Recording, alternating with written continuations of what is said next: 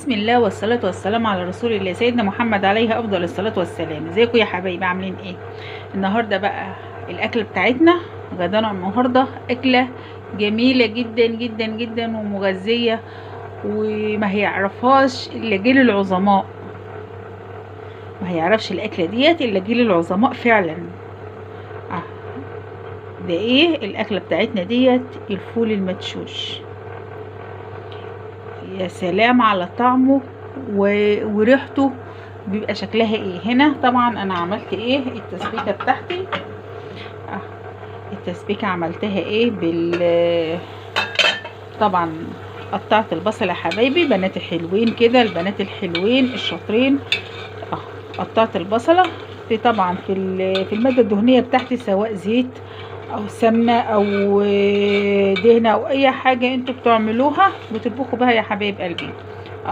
هنا قطعت البصله على الزيت وشوحتها وحطيت عليها فص ثوم. انا بحكي لكم علشان كان التليفون عندي فاصل.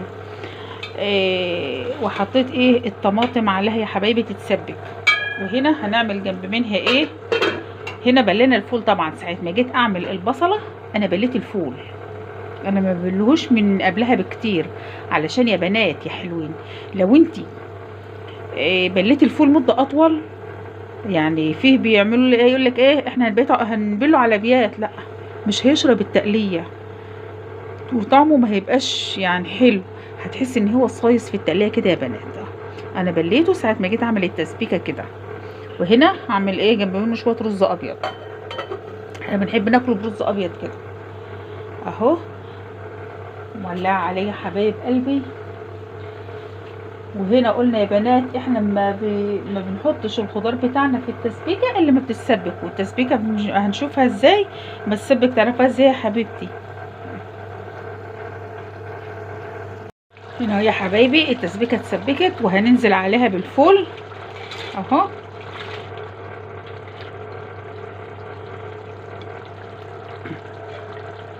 وهنسيبه طبعا يتسبك فيها شويه قبل ما نزوده.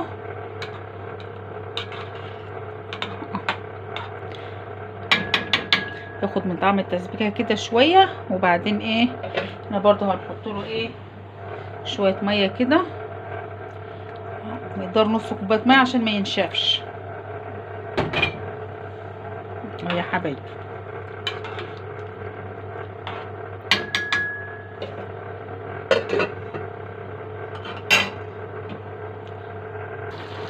اهو يا بنات اهو يا حبايبي حلوين، شايفين اتسبك ونشف خالص ازاي.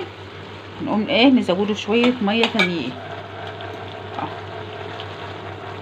نزوده بقى التزويده كبيره علشان ما عدتش ازوده تاني. انا كان الشويه الاولانيين علشان يتسبك ويشرب من التسبيكه. ده بقى على حسب رغبتك يا حبيبتي، عايزه تزوديه عايزه تخليه ميته قليله. هو ان شاء الله ديت على ما هيخلص هيكون نشف. دي بقى اكله من التراث والزمن الجميل. الاكله دي انا بحبها جدا جدا جدا، وفي الشتاء ده جميله. انا بقول لكم يا حبايبي الاكله دي اكله العظماء، يعني كانت كل بيوتنا كنا بناكل الاكل زي بعض الاول. الاكله دي مدفيه جدا وهاديه على الصدر، مش حاميه، يعني ما بتحرقش على الصدر ولا حاجه يا حبايبي. يا حبايب قلبي شايفين اهي استوت. شايفين تعرفوا ان هي استوت؟ شايفين الحبايه بتاعتها فتحت ازاي؟ طفى عليها يعني ظبطت ملحها خلاص. وبعدين يا بنات قلت لكم كم مره ما تحطوش الملح بالكامل في اول الاكل علشان لما يغلي ما يحدقش. والله العظيم جميل جميل جميل جميل بصراحه، ما فيش بعد كده.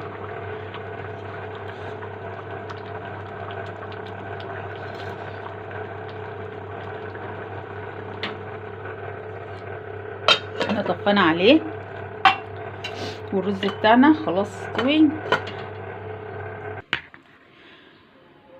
اهو يا بنات.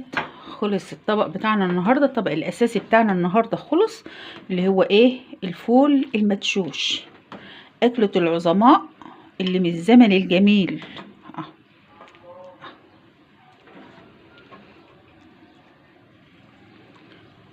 يا حبايبي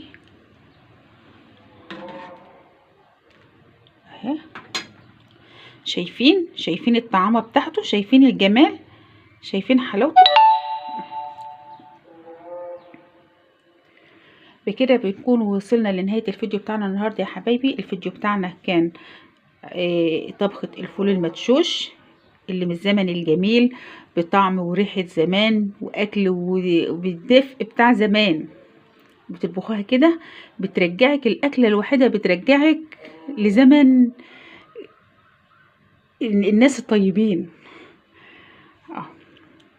ما تنسوش الاشتراكات يا حبايبي، علشان قناتي تكبر بيكو، واي حاجة يا حبايب قلبي. انا طبخاتي بسيطة للبنات المبتدئين. اشوفكم على خير يا حبايب قلبي.